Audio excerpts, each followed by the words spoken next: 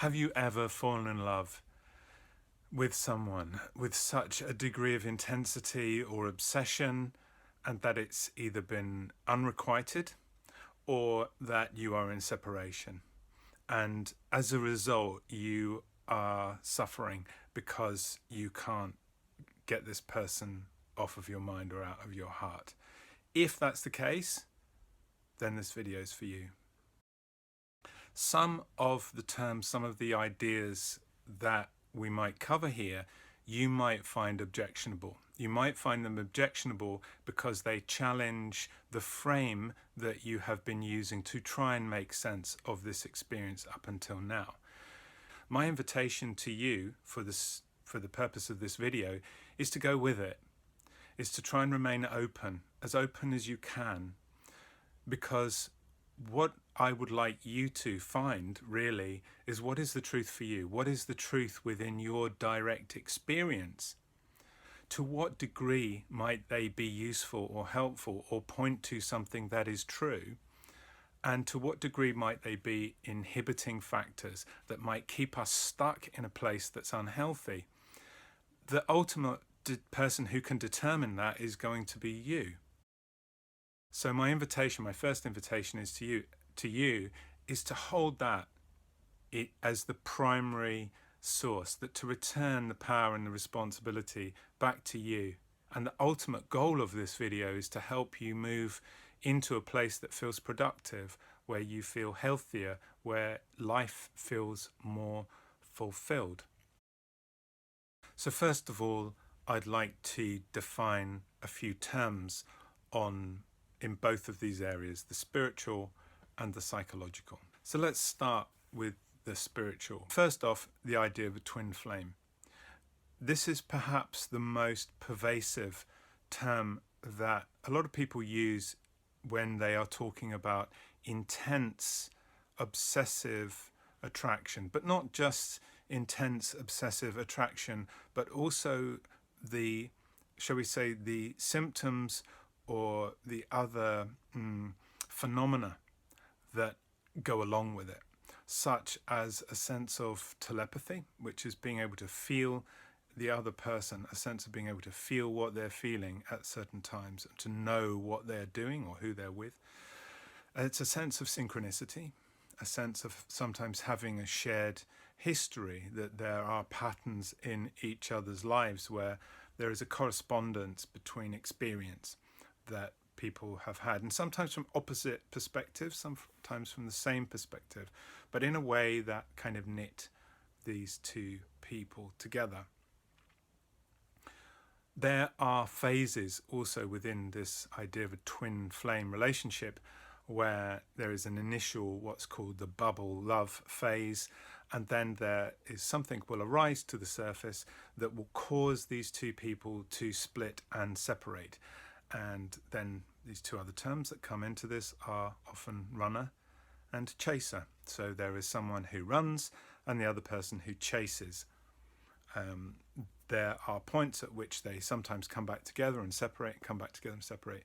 And the idea of the twin flame, that this is essentially two aspects of the same soul, and that this soul is trying to reunite in what in this many fields would say the 3D as opposed to the 5D. These terms are the 5D refers to like a dimension of existence that is outside of the material one-to-one connections. So we might be in a physical relationship. This would often be referred to within these communities as a 3D relationship. So there's a physical relationship that you're having one-to-one, the physical bodies and emotional bodies, but you are connecting and you're talking in the 3D.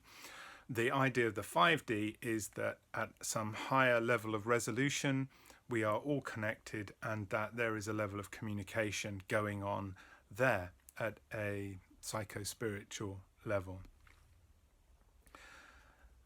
During this period of separation, these communities, and there are many different aspects to these communities who have different, slightly varying interpretations that I've come across. that these connection in the 5D can still be happening, while in the 3D people can be separated. So they still feel an intense connection. And this is one of the terms that is used to try and make sense of this intense attraction. And it's not just a physical, sexual or romantic attraction. It can feel like a deep connection to the other person. So deep that the expression that it's often common is my other half. I found my I found my twin. I have found my other half. As it feels like that person is your other half, or the other half of the same soul. So also involved in the sense of the runner and the chaser, there's another differentiation between these two halves, is that one is the divine masculine and one is the divine feminine. This is what they are referred to. Essentially, the masculine has generally typically masculine traits, assertive, outgoing. The feminine is more receptive, more emotional. So I think that's fairly straightforward a definition. The other variation within the twin flame community, if we can call it that, is that some people talk about divine union versus divine relationship. Now, some people will say that with regards to twin flames, it is divine union, that when you ultimately resolve out these issues that are keeping these two halves of the same soul apart, what happens is that becoming one is like being yourself. It's not a romantic connection. It's as much like it can be brotherly, sisterly. It can be a sense of it. It doesn't mean that there's not an intense physical or sexual connection, but it's different. It's not coming from this sense of being romantic attraction or sexual attraction per se, but that it's a union, that you feel like you are just one being in two separate bodies, one soul and two separate bodies. Other people will talk about a twin flame relationship, so it's to come back into relationship. Another term that arises is that, another idea is that of the false twin flame. Now, the false twin flame can appear to be like a twin flame, but the big difference is that they're not. They turn out not to be. It can seem as if they are, but there are some distinct differences. Perhaps one of the most notable is that the false twin flame won't, and it varies. The notion of what a false twin flame is varies across the different communities that use these terms. For some, we can be in separation from our twin and they might be engaged in a romantic relationship with someone else. And for others, to be with someone else, that person can't be your twin flame. So this is where sometimes it can get a little bit confusing for people when they're trying to make sense of the person who they are attracted towards, who they feel obsessed about, when they're using this terminology. Because there's nothing distinct. There's nothing here that is 100% concretely defined. They are fields. They are areas that are pointing to something.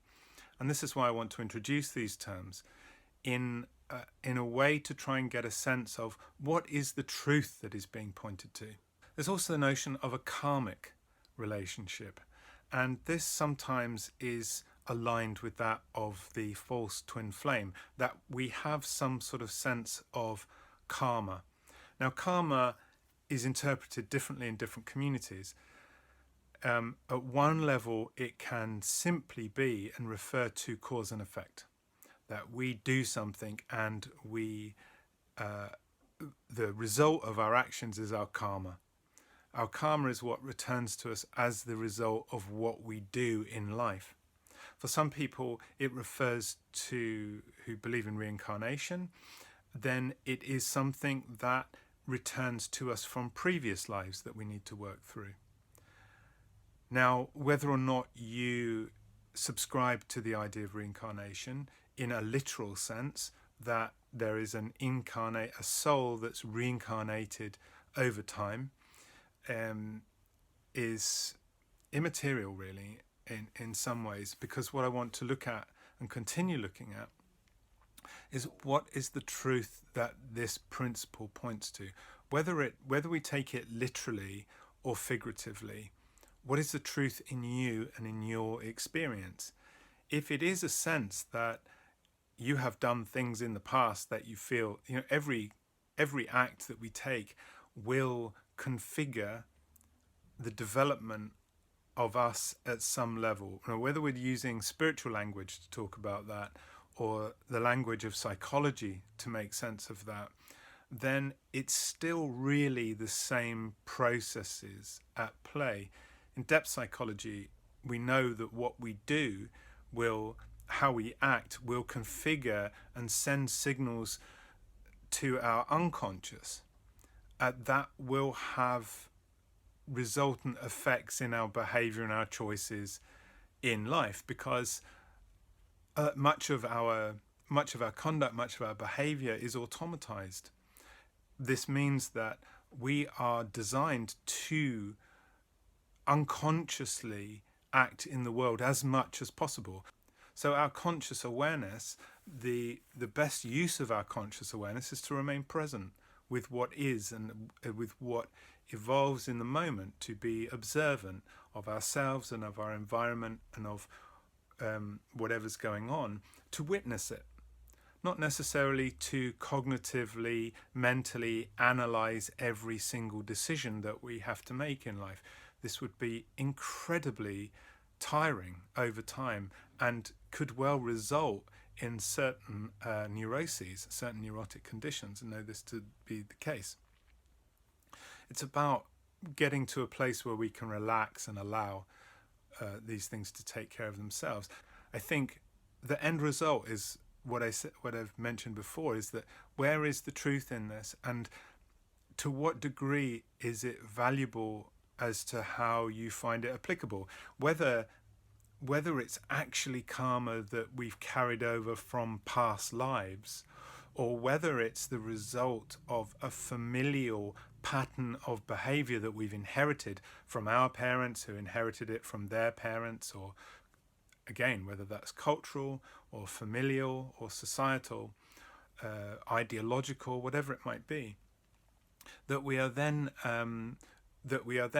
repeating the same patterns, we're repeating the same mistakes. So whether we're healing one or the other, is it not the imperative point that we are healing?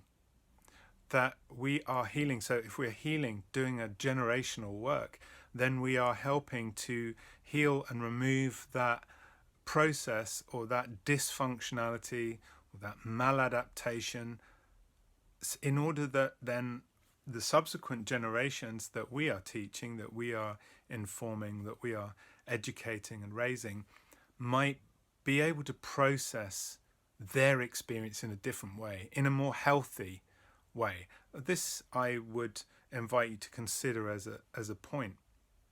The last term then in this spiritual category is that of a soulmate. The idea of the soulmate in these communities, where they make a distinction between twin flame, false twin flame, karmic relationships and soulmates, these being the general four categories. I've heard the term spirit mate as well, where in the terms of being a twin flame, you would be considered to be having the same soul in different bodies. The soulmate is that you're part of the same soul group, so that your soul is resonant. It resonates, it's of the same frequency as someone else's soul. Now within the twin flame community, the difference between soulmates and twin flames in terms of the union or the connection of a twin flame is that it can be, there are certain phenomena that show up more commonly than in soulmate connections, most notably being the telepathy, the feeling someone at a distance, sharing the same dreams or being in each other's dreams, synchronicities, and a few other points. So that's something else to consider. So moving on to psychological terms. First of all, I would want to touch on this notion of attachment theory, that we can, for the sake of argument, reduce it into 3 categories. It's a little bit more complex than that, but for here, let's reduce it into the 3 categories. One is a secure attachment, that when an individual is shown or develops a secure attachment to their parents, in that the parents are around, or the caregivers are around consistently for the child, that as they grow into maturity, they know how to meet their own psychological and emotional and mental needs and physical needs as well, in a way that they're not dependent on someone else to meet their emotional needs or to regulate their emotional state. When we don't form secure attachments, when we don't learn to form secure attachments with caregivers as children, if parenting was inconsistent or suboptimal in some way, we can develop in one of 2 general ways. One is as an anxious attachment style, where the individual in adulthood then seeks a level of emotional compensation from another. They seek their emotional regulation to feel that they're okay about themselves by being needed or loved in an openly expressive way by another individual. So that person who's experiencing who has an anxious attachment style, will seek love from another in a way that it reinforces their sense of identity. It reinforces their sense of self-esteem, of self-worth, to the point that if they don't have it, that if it's not consistent, they panic. Now, the opposite of that is the avoidant attachment style, where an individual will go away and withdraw to be on their own in order to regulate their own emotional state, in order to bring them back to a state of feeling safe and secure. The foundation of this can sometimes be a parenting style where one parent offered support or care, and then it was withdrawn at a significant point, so that the child learns that they cannot depend upon the parent to provide them enough care in the moments that they need it. So when they begin to form an attachment style in a romantic relationship, they will find themselves getting to a place where if that person is showing up with lots of love, lots of care, lots of attention, within them there's a dynamic that's suggesting that this person might suddenly withdraw. They might suddenly disappear, and that in order for them to feel safe, they need to remove themselves from the relationship for a period, just to be by themselves, to find themselves and feel safe and secure and confident and comfortable in themselves. And what we find is that sometimes this anxious attachment style and this avoidant attachment style will be attracted to each other. And that what will happen at some point is that the anxious attachment style, needing confirmation, needing qualification from their partner, will seek it, but sometimes their effusive expressions of love, of connection, of care, of warmth can be too much for the avoidant attachment style, to the point that they then feel insecure, because to open up to that level of love makes them feel unsafe, because in their experiences in childhood they anticipate that love will ultimately be withdrawn. So if they open up again and they feel the way that they felt, trusting, they are fearful that trust will go. As if they learn to relate in ways where they understand their attachment style, and that the anxious attachment style can learn from the avoidant attachment style how to become more self-regulating, so they don't need to reach out. They're okay with themselves. They learn to become okay with themselves. And that the Avoidant attachment style learns to trust, learns over time that the person, their partner, is trustworthy, is secure, is safe, because they prove it to each other. They can grow together and into a more secure attachment style where both have the capacity to be vulnerable and open up and to express their love, and at the same time they also have the capacity, because they are centered within themselves, to be able to regulate their own emotional state so that they can do both. There's also the principle of the narcissist and the person who is codependent. What the narcissist is attempting to do is make themselves feel better, often by making other people feel worse, less than. If the other person is less than the narcissist can up their sense of self-esteem and self-worth. So they regulate their emotional state by doing this in general. Now, this is not every single person who expresses this has got narcissistic personality disorder. Sometimes you might find people doing this at some point in a relationship because they feel like shit and they don't know how to regulate their emotions. There's no justification for behaviours that are like this. It's an attempt to try and understand why people operate in this way. So complementary to this is that of the codependent, the person who needs someone to tell them that they are okay.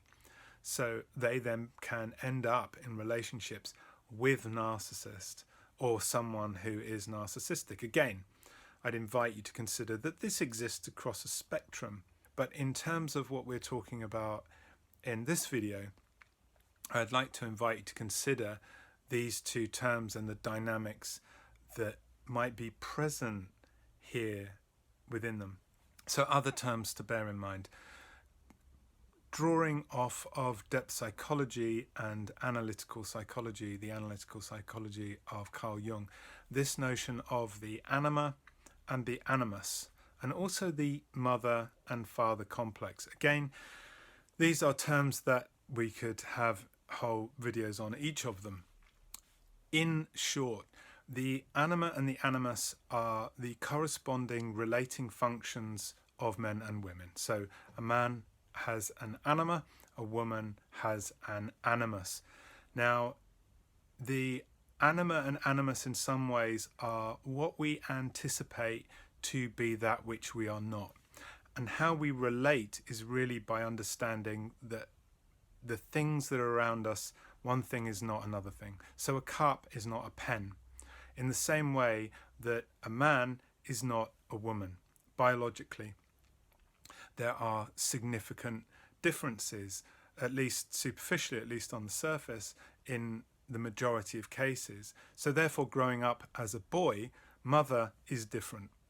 The development of how we begin to form our anima, our ability to relate to other, to someone who is different, to things that are different from us, begins with that distinction.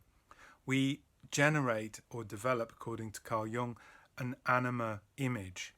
As we cultivate and as we understand this sense of difference, Jung said that there's an anticipation of the feminine within a man, and this can express itself in the image, in an image of a woman, but not exclusively. He also said that the feminine components of a man, in the same way that the masculine components of a woman, are part of an integral part of their psyches. So we don't have so much as in a sense of an internal woman or an internal man, but we have an anticipation of a woman internally, or the anticipation of the masculine internally.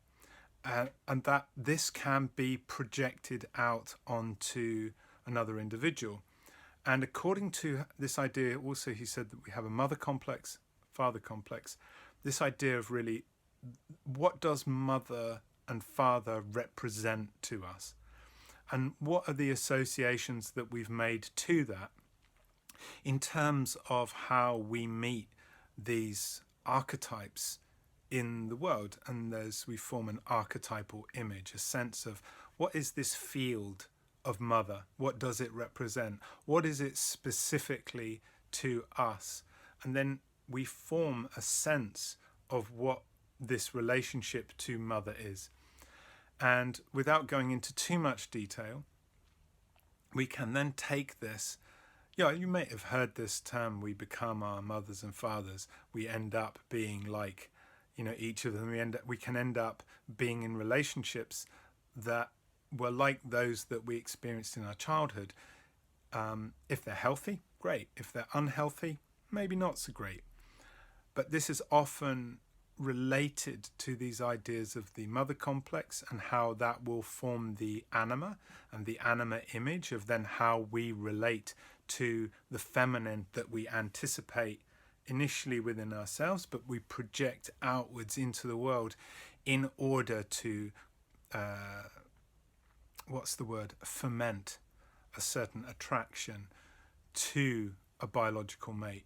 By the same token, the obverse is true for a woman who is then cultivating a sense of what the masculine is. There are differences that, again, we could go into in much more detail in other videos, but for now, I'll leave those terms just like that. I would also like to mention a few other terms. That of the psyche being the totality of the mental processes of an individual is the shorthand for it. These can be conscious and both unconscious. So we can be conscious of some of our psyche, but for the most part, we remain unconscious of these processes that are going on beneath the surface of what is directing our life. And for the most part, we want these to be automatized because we want to be present. We want our sense of consciousness to be present so we can attend to what is arising in the moment, to be able to adapt in optimal ways. The idea then that we have an unconscious, also Jung talked about a collective unconscious. Now we don't, to be fair, know specifically where the limitations of what consciousness even is. We know we have an experience of it. And my invitation in many ways is to come back to this is, where is this meaningful? Where is this meaningful and where is this relevant to the question that we're asking around intimate relationships, specifically when it comes to this level of attraction? So the note about the collective unconscious, if we're talking about a connection to another soul or to someone who we feel is the same soul as us, to what degree might that be happening at an unconsciously collective level?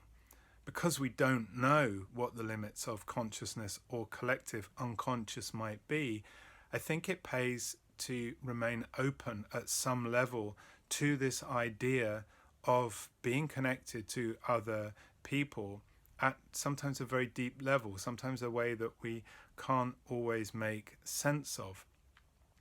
Obviously, this is not to go in looking for this. It is really just to apply this as and where it makes sense according to your direct experience. This is the function, again, of this video, is to help you move forward and make sense of something, not to open too many doors unnecessarily and go looking in directions that could just confuse the matters. So let's move on to the first question.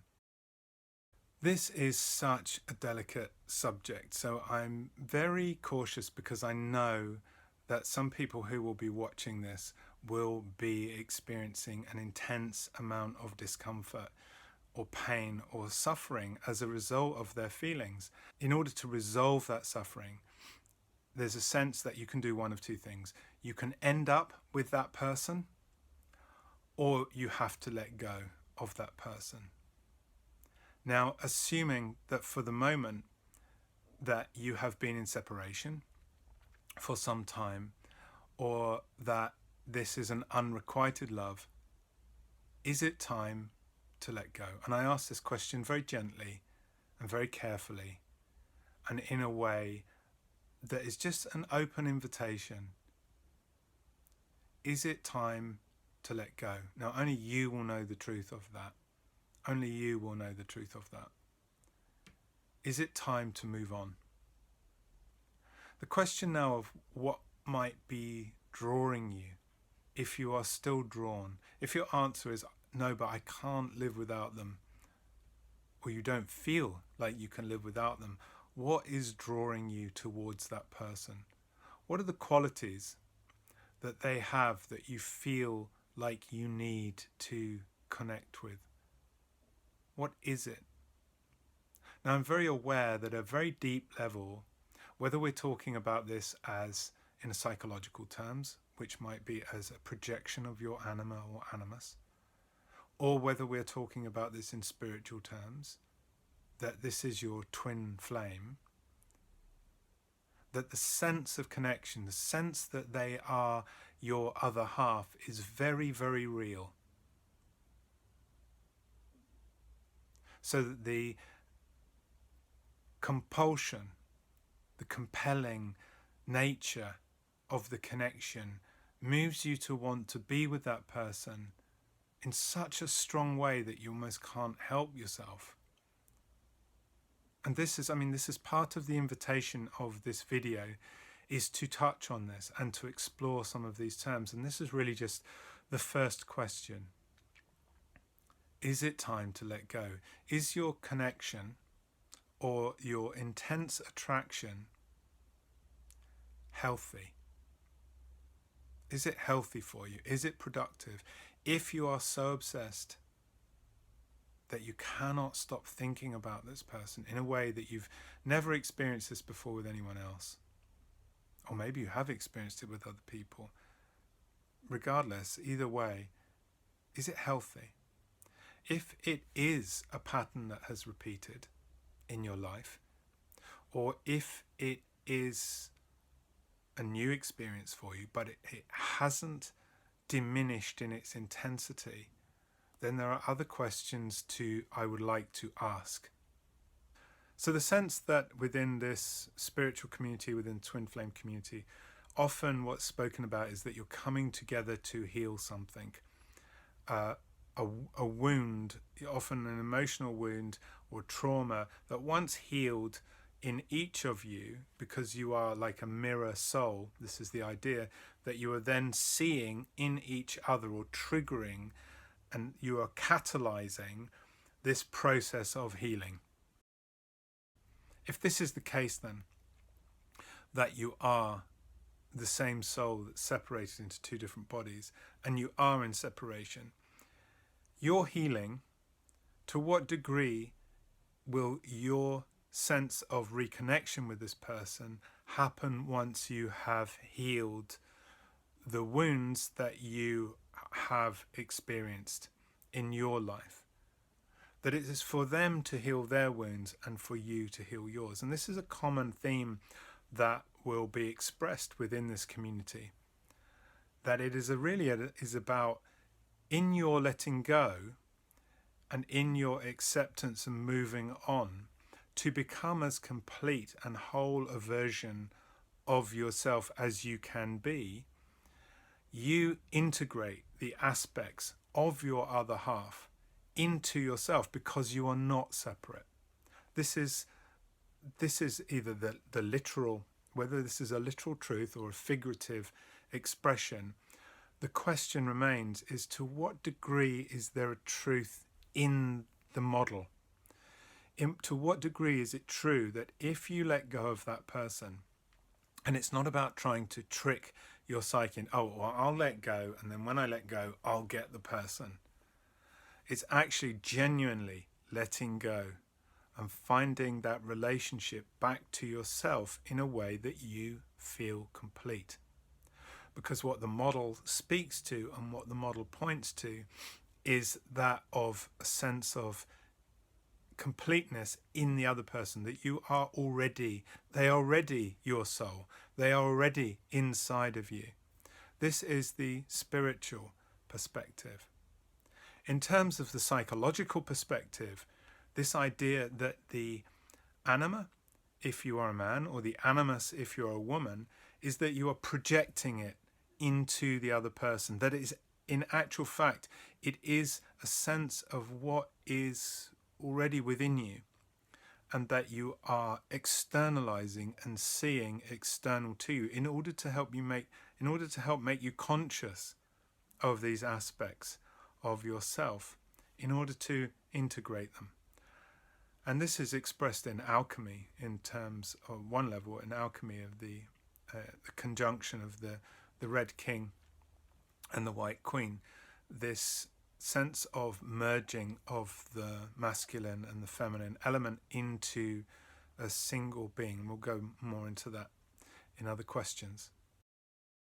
So this idea that we come together with our twin flame in order to heal is very similar to that of the notion that we are projecting our anima or animus onto someone else with such a strength, with such a force, that because that other person appears to be on the surface such a match for what our own internal representation or anticipation of the opposite, of our opposite is, that we see it externalized to ourselves.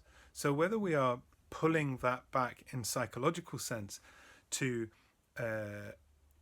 own that projection, we have become conscious that it is a projection, so that we can reintegrate the sense of our anima or animus into ourselves, our anticipation of other, that we own it, that we become a whole being.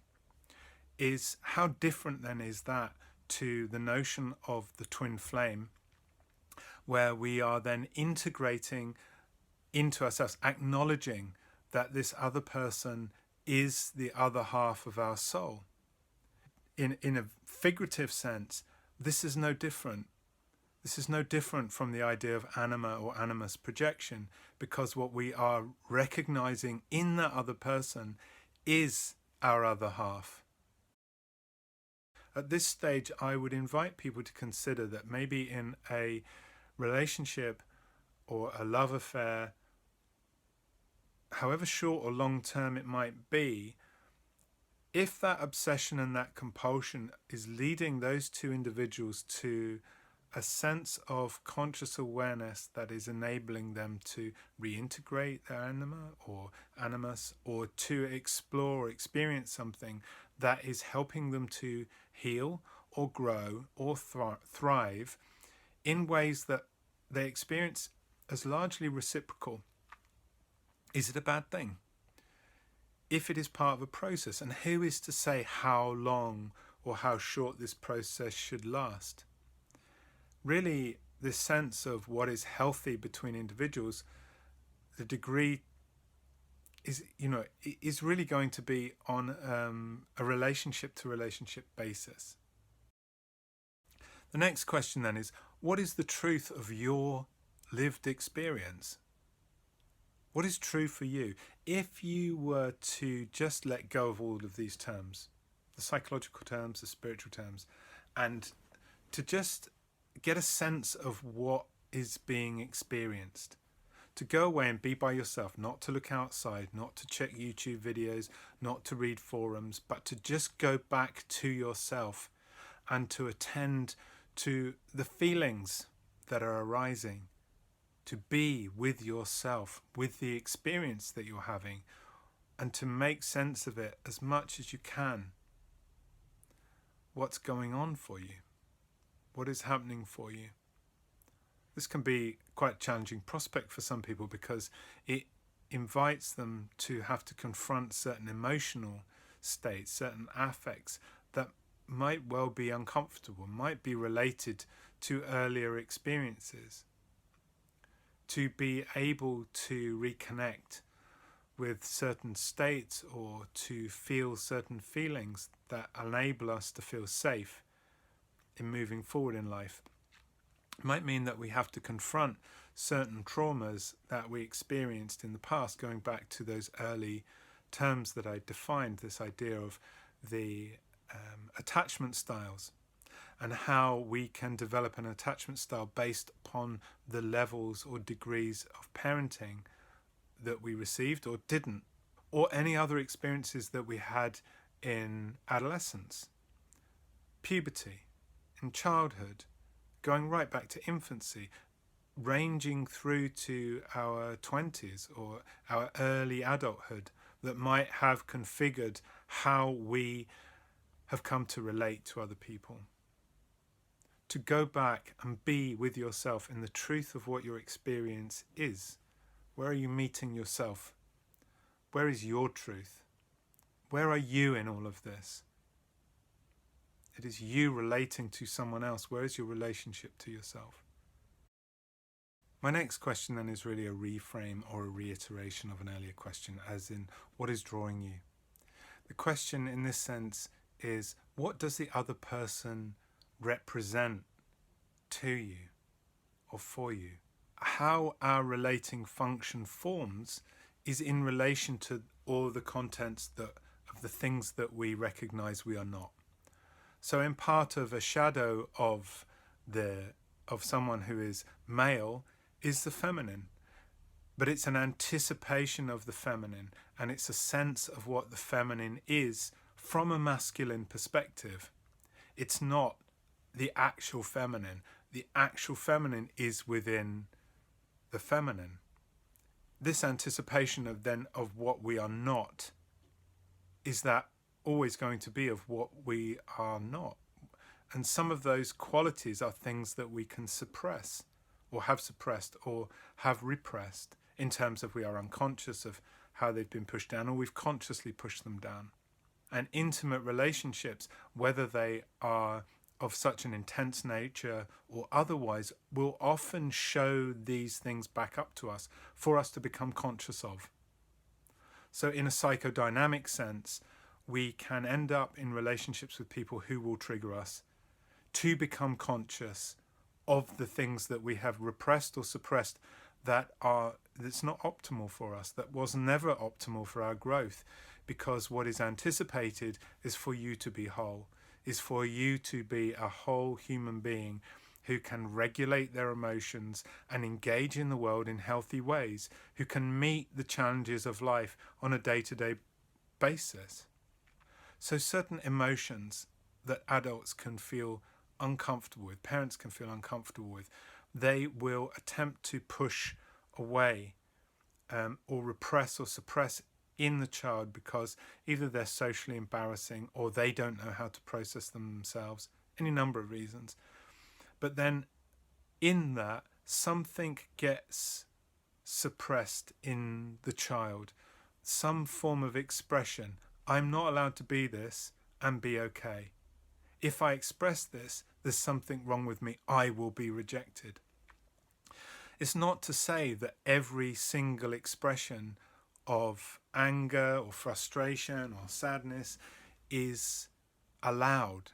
It's not invited, but it's just not repressed. It's given to the child to be able to resolve their own emotional condition at the rate that's right for them. They're not judged for it negatively or positively. They are supported in their processing of it. This is not to support antisocial behaviour or a child that just gets to do whatever it wants. It's about processing emotion and experience in a way that the child can make sense of and move forward through life in a positive way. No one wants to be. The idea of emotions is that they are there to express certain instinctual drives. They are there to signal.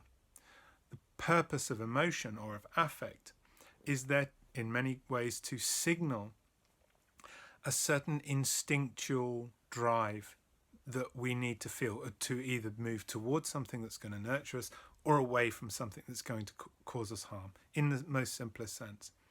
So that no child really in a natural development will want to stay in a place of feeling that discomfort.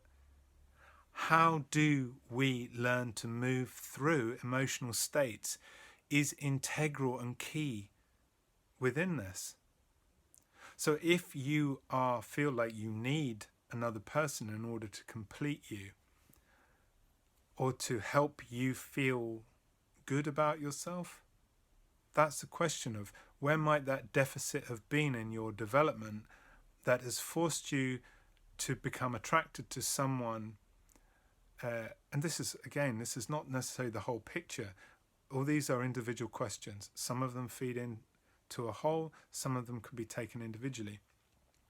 But where is it that that person is showing up? What are they representing in themselves? Qualities of maybe dealing or processing emotions that you don't have, that you really want, but that you're not yet conscious of. And maybe this question helps invite that. It's an invitation, something else to consider. Now, there's more to this than that in terms of healthy living, because many of us are living in environments and in societies and under forms of a superimposition of ideological or conceptual frames that are challenging to that innate, natural expression, because we are creative beings, we are imaginative beings who have the capacity to solve our problems, to take responsibility for how we move through life. And there are certain organizations, institutions, manipulations that have arisen that prey off of this, that take that responsibility away and profit from it. So it's not always a simple matter of just you fix your own psychology and then you're healed. You have to fix your own psychology or find help doing it.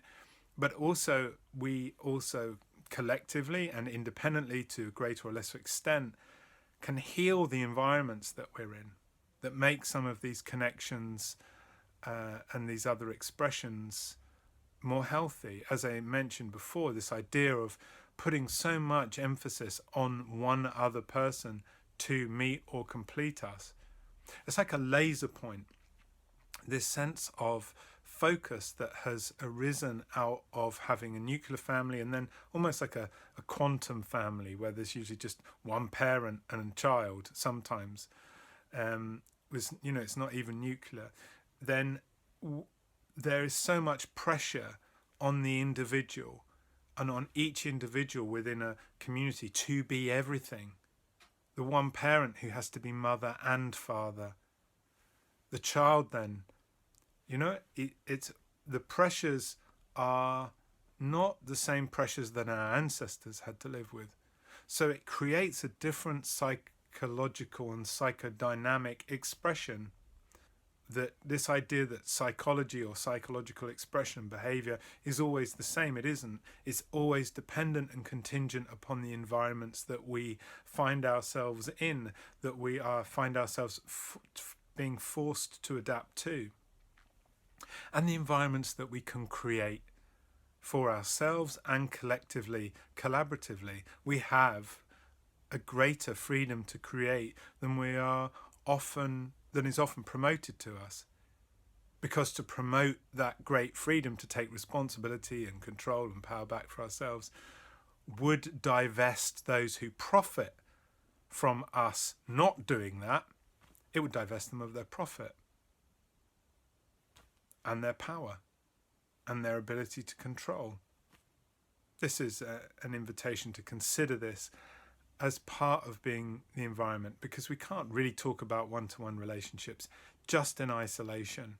We do need to, it does pay to look at that broader environment, and that to some degree certain spiritual communities suggesting that these divine unions are happening at a time in order to bring about a reinvigoration of community, of society, through the primary reintegration of these principles back into the individual, so that each individual becomes whole.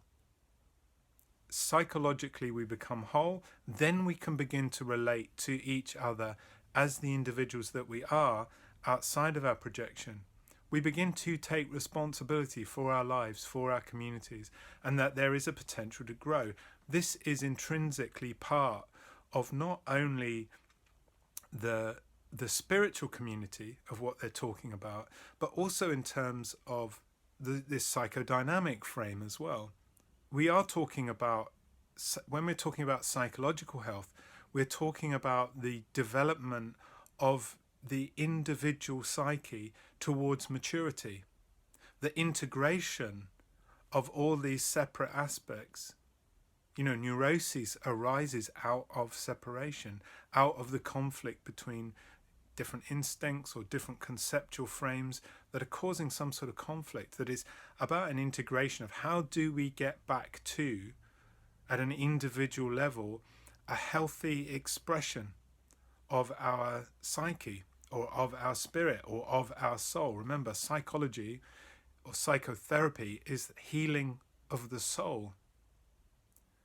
These terms are, and these areas are not so distinct as they might appear on the surface. This is why my invitation to you is to, what is the truth beneath it for you? And what, if there is any sense of truth that you might discern of these from these different terms, are they just different sides? Where are they different sides of the same coin pointing to the same truth at the center? And where are they going to be distractions? Ultimately, that's for you to discern. And again, these questions, these videos are really just invitations to question some of that in yourself, but for you to work it out. The next question then is, to what degree, following on from this, do you feel like you might be addicted to love? Addicted to either multiple relationships or to a specific relationship that is giving you a sense where you feel like you are seeking unconditional love, because that sense of loving yourself unconditionally you have yet to cultivate. So you are seeking it in someone outside of yourself, a sense of adoration, of respect, of whatever else it might be, affection, that there is a certainty in believing or in wishing for such an intense connection where this person is your soulmate, or is your twin flame, is your counterpart, is your other half. Because if you find a connection that is that complete, they will never leave you. And therefore they will always be there to love you. And again, the invitation is, to what degree is that really a quality that you will benefit from showing to yourself?